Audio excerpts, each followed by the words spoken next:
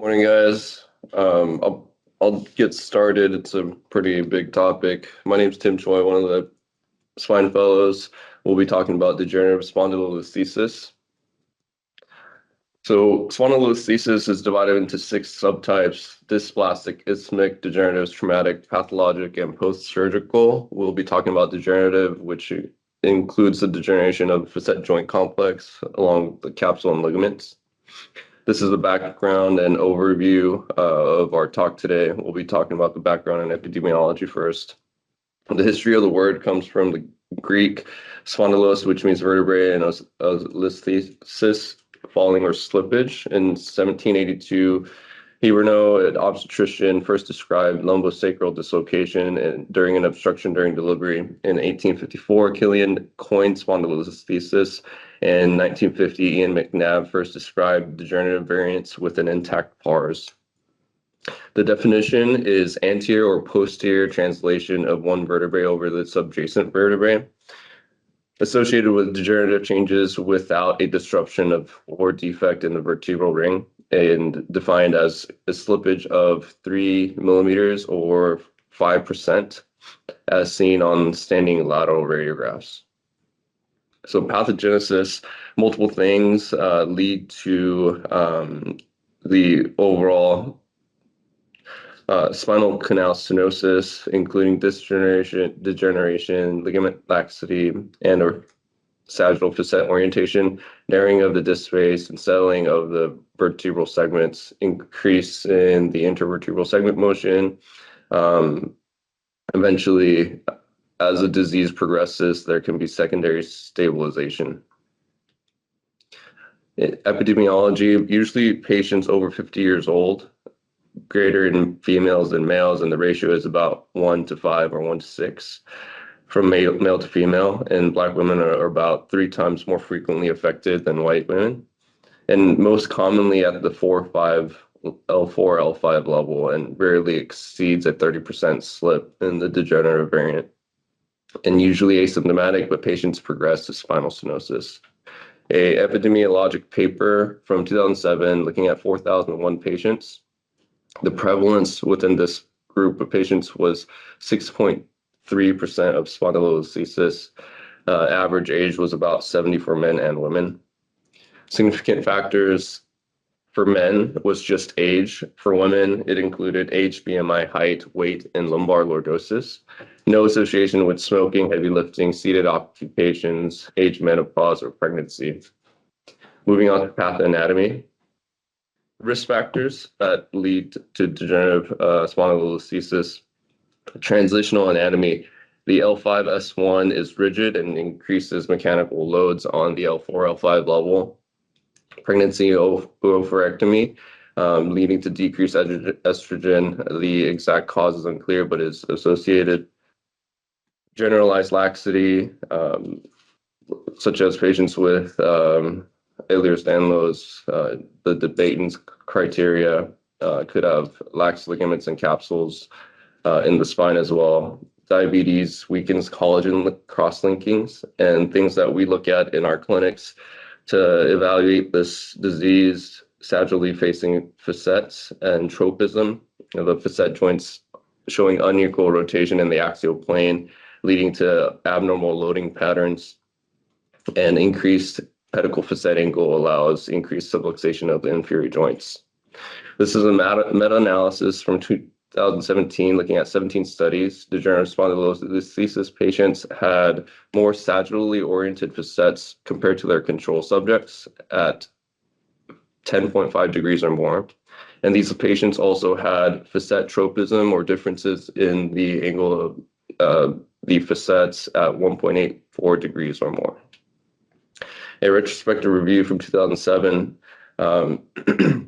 looked at 40 patients with degenerative spondylolisthesis and 154 controls.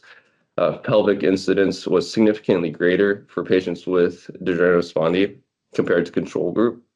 And after matching according to pelvic incidence, the spondylolisthesis patients had anterior translation of a C7 plumb line, loss of lumbar lordosis or segmental kyphosis, decreased sacral slope, and 30% of them had compensatory retrolisthesis in the upper lumbar spine. So the most common presentation for patients with degenerative spondylolisthesis is pain, followed by numbness and weakness in their lower extremities. The back pain, lower back pain is most common. L5 radiculopathy, neurogenic claudication when patients walk for a long time with a dull aching feeling in their buttock and legs. Lower extremity neurologic symptoms range from 42 to 82% on presentation with spinal stenosis, and 3% of these patients present with bowel or bladder symptoms. Night cramping and fasciculations can be present as well. And on physical exam, they're flex in posture, hyperreflexive in the lower extremity, and it could have L4 or 5 sensory loss or weakness. On radiographic analysis, we obtain standing AP radiographs and plus or minus flexion extension views. We also get supine MRIs to evaluate for the soft tissue structures and nerve roots. The Marendin classification grades it from 1 to 5, and each quartile of slip advances at a grade. And when you get to grade 5, the vertebrae, that's cephalad, falls off the cauda. We also can look at pelvic incidence and sacral slope, lumbosacral angle, which can give a better understanding of the patient's global alignment as well as their propensity for instability and increased further increase or advancement of the disease. A retrospective review of surgical patients with grade 1 degenerative spondylolisthesis. The study compared MRI to upright X-rays, and additional motion was defined as 3 millimeters or more in slip difference on flexion extension views. Looked at 191 patients, and this study assumed that if they had a slip of 7 millimeters or more, that they required fusion. And 31 patients had motion on flexion extension views that was not seen on upright neutral X-rays versus the supine MRI. And of these 31 patients, 19 had slips less than 7 millimeters in upright X-rays. And so if we just get the standing lateral radiograph and compare it to the MRI, supine MRI, then we'll capture about 90% of these patients that have motion in the L4, L5 segment, but flexion extension may provide, give us a tool to capture potentially 10% more of patients with this disease. And so this is a paper that we get our measurement of greater than 3 millimeters as abnormal. And so this paper we looked at 90% of asymptomatic volunteers exhibited between 1 and 3 millimeters of translation on their flexion extension lateral lumbar radiographs. And so given this in asymptomatic patients, the dynamic change of greater than 4 millimeters was considered abnormal. And retrospective review of 160 patients looking at lumbar facet joint effusions on MRI. 108 patients had large effusions, which was measured at 2.2 millimeters with a slip difference greater than 3% from X-ray to MRI, and the average was about 10% slip. And the effusion size correlated positively with the percent change in slip. And so if there was a left or right difference in the effusion, it was also associated with the presence of a rotational translation. These are radiographic findings suggestive of instability within spondylolisthesis, such as facet fluid, synovial cyst, interspinous fluid, facet joint hypertrophy, and vacuum phenomenon, which are shown on the radiographs or the MRIs there. So the natural history of this disease, this is a study done out of Japan that was prospective, looking at non-surgically managed patients with degenerative spondylolisthesis. 145 patients were annually examined for a minimum of 10 years. 110 of them started without any neurodeficits, and 35 of them had deficits who refused surgery. And these patients progress in their slip at 34%. There were no correlation between changes in clinical symptoms and progression of the spondylolisthesis. This height decreased significantly for patients who did not progress, and this potentially infers stability as the disease progresses. And 90% of the patients that had disc height loss experienced improved low back pain. 25% of the asymptomatic patients went to progressive neurologic decline, and 83% of patients that presented with neurologic symptoms declined over time. Moving on to conservative treatment, it is pretty mainstay throughout all of our spine patients. NSAIDs, activity modification, conditioning, weight loss, physical therapy, core strengthening, epidural steroid injections for radicular symptoms, and diagnosis and management of osteoporosis. Looking at weight loss, this is a study that looked at 30 morbidly obese adults who underwent bariatric surgery for weight reduction, and they were measured pre and 1 year post-op. 35 kilogram weight loss and a 14-point BMI reduction on average for these patients. And they saw a 2 millimeter increase in the L4, L5 disc height, which went from 6 to 8 millimeters. And these patients saw both axial and radicular back pain decrease markedly after surgery. However, there was no correlation noted between the amount of weight reduction and the increment of disc space height or back pain improvement. So when we talk to our patients about weight loss, it can really help them in the long term. Looking at physical therapy, epidural steroid injections, this is a prospective randomized trial of 29 patients followed over 6 months. 10 patients were in PT, 10 in epidural steroid injection, and 9 were controls. However, all of these patients had diclofenac as well as a home exercise program, which includes some sort of exercise or therapy. Similar improvements in the physical therapy and steroid group in pain and functional parameters, which they measured with a treadmill walk test, it's a stand, and weight carrying test. Significant improvements in the control, but less than either of the treatment groups. This is a subset analysis of the sport trial. 192 degenerative spondylolisthesis patients in the no epidural steroid group and 74 in the steroid group. No differences in surgical rates over 4 years between these two groups, and the surgical steroid and no steroid groups showed no differences in outcome. However, the non-op, no steroid group showed greater improvements in their SF36 scores than the non-op ESI. The crossover rates in surgery and non-op groups were similar. And moving on to surgical treatment, our treatment goals are neurologic decompression, stabilization of the instability, the durability of their outcome, and correcting any deformity that is present. So indications, symptoms that are debilitating, affecting their ADLs and hobbies and the quality of life, recalcitrant to non-surgical management, radicular pain, neurogenic claudication. Patients who present with bowel or bladder function or progressive weakness should be considered for urgent surgical intervention. So looking at studies that were done a while back, this is a study prospective looking at 50 patients, posterolateral fusion versus laminectomy alone. The fusion group had iliac crest bone graft, and they were followed at 3 years. Patients treated with laminectomy and arthrodesis had significantly less back pain, higher proportions of good to excellent overall clinical results than the patients that underwent laminectomy alone.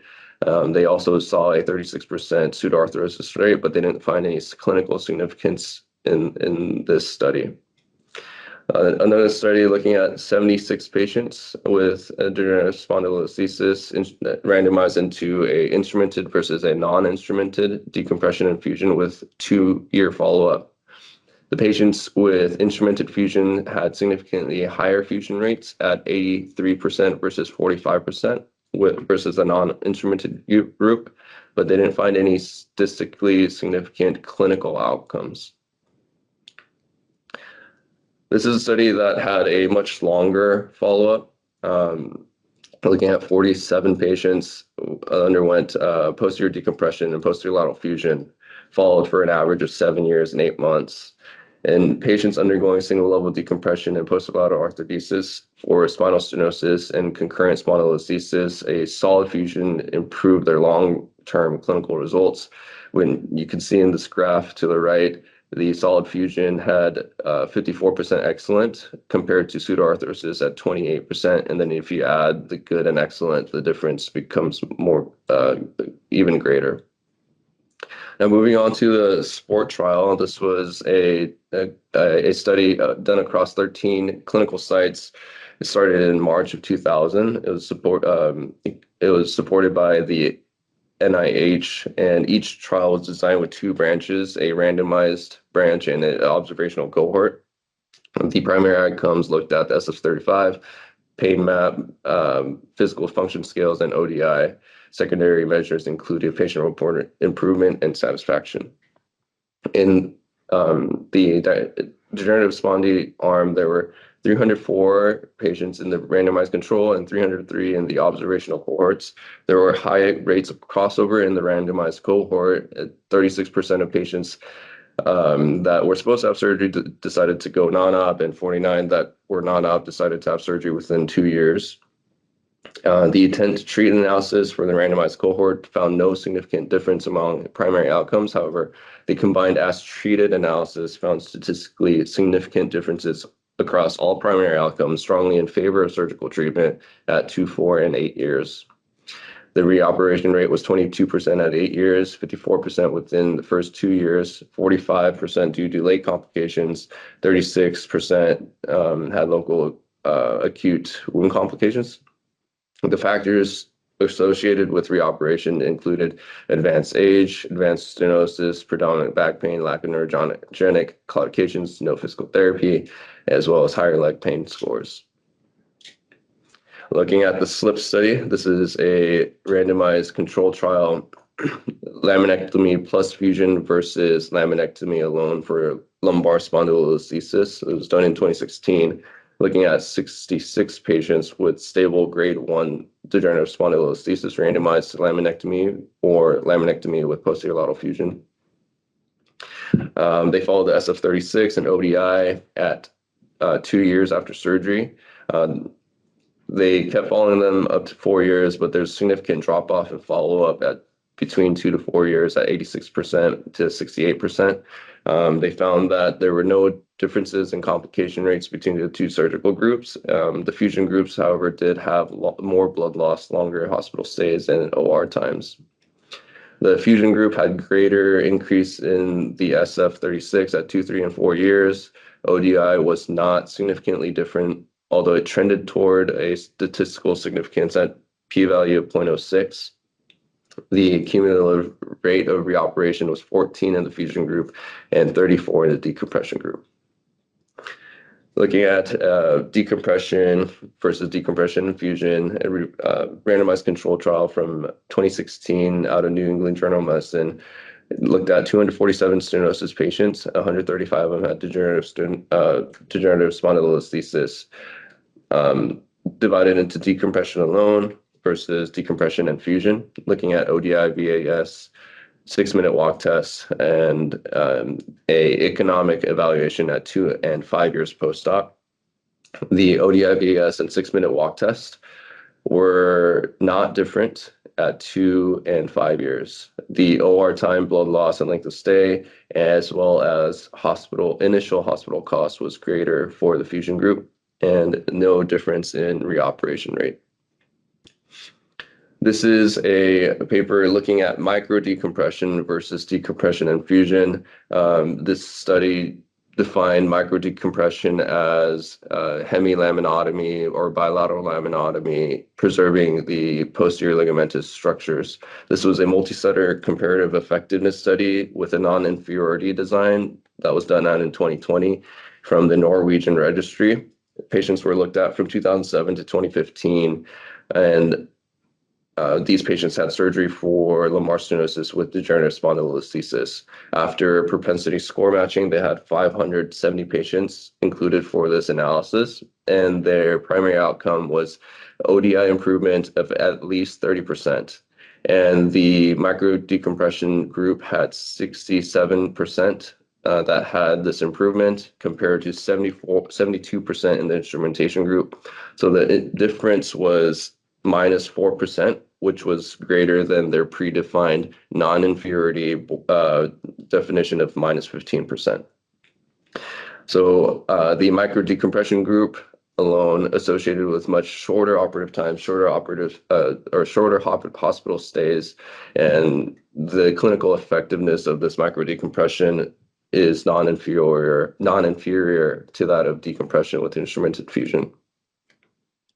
So looking at interbody fusion, some of the benefits is stabilizing the anterior column, providing fusion throughout that column, improving the sagittal balance, and providing a chance for indirect decompression of the nerve roots. Looking at posterior lateral fusion versus posterior lumbar interbody fusion, 40 patients with minimum of 2-year follow-up. They had 4 groups of stable with stable with posterior lateral fusion, stable with posterior lateral fusion plus interbody, and unstable posterior lateral fusion and unstable posterior lateral fusion with interbody. They compared the stable to stable and unstable to unstable groups, and the interbody fusion groups had better ODI and VAS. The slip ankle was significantly different between the stable groups, and the disc height increment was significantly different between both the stable and unstable groups. And so pre-op, it suggests that pre-op instability is a criteria to determine if adding an interbody fusion is beneficial. And so moving on to a meta-analysis between posterior lateral fusion and interbody fusion for ischemic and degenerative spondylolisthesis. This was a study looking at 8 prospective studies, which included 723 patients. The posterior lateral interbody fusion group had better clinical outcomes and a higher fusion rate. They didn't see any significant differences for postoperative complications or blood loss.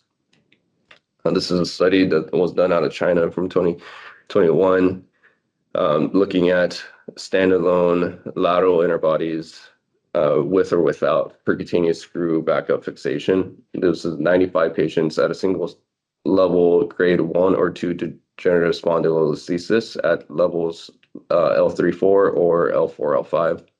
54 of these patients had standalone lateral interbodies and 41 had plus percutaneous screw fixation. The patients selected standalone or instrumented interbody fusion as their treatment choice as after they were given informed consent. And it was found that the standalone interbodies had shorter OR time, shorter bed rest, less blood loss. They looked at CRP and CK levels as markers for tissue damage, and it was lower in the standalone. The greater improvements in post-op VAS and ODI. However, 6 patients, or 11% of these people, underwent posterior fixation for subsidence. The plus percutaneous group had improved anterior and posterior disc height, improved segmental lordosis, and significantly less subsidence, as well as a lower revision rate. When looking at these patients, global alignment is important. This was a study that looked at 84 patients with degenerative spondylolisthesis with at least 3-year follow-up. These patients had undergone a laminectomy and posterior lateral fusion for stenosis, but not for sagittal alignment. And so retrospectively, they divided these patients into groups with SVA greater or less than 5 centimeters postoperatively and compared for their outcomes. So about 46% of these patients had SVA less than 50 millimeters, and patients with greater than or equal to SVA greater than 50 millimeters had a worse SF36 ODI, had more back pain, and more often had a PI-LL mismatch. They also had multiple levels of degenerative spondy, and often at L4 or L3, L4, and required multi-level fusions more often. So looking at the reduction, and if it's required in these group of degenerative spondylolisthesis patients, this prospective cohort study out of Germany in 2019, 62 patients with low-grade degenerative spondylolisthesis of a single segment treated with posterior lumbar PLIF or transforaminal interbody fusion. So they found that significant reduction in anterior displacement did not correlate to clinical outcomes, and there was no change in the lordosis affected pre and post-op. Another study that was published out of the Neurosurgical Journal, prospective multicenter study looking at myroding 1 grade, so 25%, 0 to 25% slip. From 2014 to 2016 with at least 2-year follow-up. They were all treated with decompression and fusion. And the patients, they had a total of 206, and half of them had less than 3 millimeter reduction, and half of them had equal to or greater than 3 millimeter reduction. Both groups reported significant improvement in all primary patient-reported outcomes. There was no difference with regards to the reported outcomes between patients with or without intraoperative reduction of their listhesis on their univariate or multivariable analysis. And so no significant differences in complications between these cohorts as well. And so in summary, degenerative spondylolisthesis always get a standing AP and lateral radiograph, and as well as a supine MRI. The supine films may fail to detect any slip. Degenerative spondylolisthesis with neurologic symptoms tend to progress negatively versus patients with this diagnosis without neurologic symptoms. And so surgical treatment for degenerative spondylolisthesis, looking through all these papers, is decompression versus decompression with fusion. Long-term surgical outcomes appear to be better with solid arthrodesis than with a pseudoarthrodesis. Including a posterior instrumented fusion, aids in avoiding pseudoarthrodesis and may lead to durability of the surgery. A 360 or including an anterior column support and fusion may be useful in both providing indirect decompression fusion rates and providing benefits in alignment. So decompression without fusion may be a better option in select patients with stable degenerative spondylolisthesis. But like you have to talk to these patients about the possibility of the disease progression and slip progression. Keeping these surgical goals in mind that we talked about earlier, the energetic decompression, stabilization of instability, the durability of their outcome, and correcting any deformity that's present. These are my references, and happy to take any questions. Well done, Tim. That's an important topic. Certainly is a nice comprehensive review, and this talk will serve you well on your oral boards. But awesome talk. Thank you. Yeah, man, this is the thing you're going to see and think about early on. I guess even later on, but just knowing all that information is going to be helpful. I would keep that, share it with your co-fellows, and just have it in the back of your mind always. For the attendings, are you guys ever not using interbodies in these cases? Just doing like a direct decompression and fusion? No. You have to keep alignment goals as a primary as well. So for me, I used to do a lot of those in residency, and obviously became a lot. They do well in terms of pain reduction, but however, what happens Yeah. 2-3 years down the line when their alignment is off. So I think, the interbody can help you with your reduction, number one. Not that that means a ton, but also can aid in your fusion and also your alignment. So I usually do an interbody. Hmm. Like reading through these studies, like a lot of like spine and orthopedic goals is like restoring natural anatomy. And so like even though they find like these reductions don't matter, but like at what time point does it start to matter, and did we miss that time point? Yeah, I agree. I would have to think that, even a reduction, like it's not clinically necessary, but like you and Dr. Bogger are saying, like in 10 years or whatever, like that has to affect stress on the other levels, I would imagine, right? So Yeah. It was interesting. Your first study showed that even with iliac crest intertransitive process fusion, they had a 34% pseudoarthrosis rate. Yeah, yeah. So that in and of itself, and they're using the gold standard graft. I think And the other point I would say is like I would always back these up with screws. With that one study showing pretty significant subsidence, I don't think like a standalone or just an interbody alone is sufficient for these. yeah, for sure. Yeah, like revision rates at 11%, like why take that risk in subsidence rate?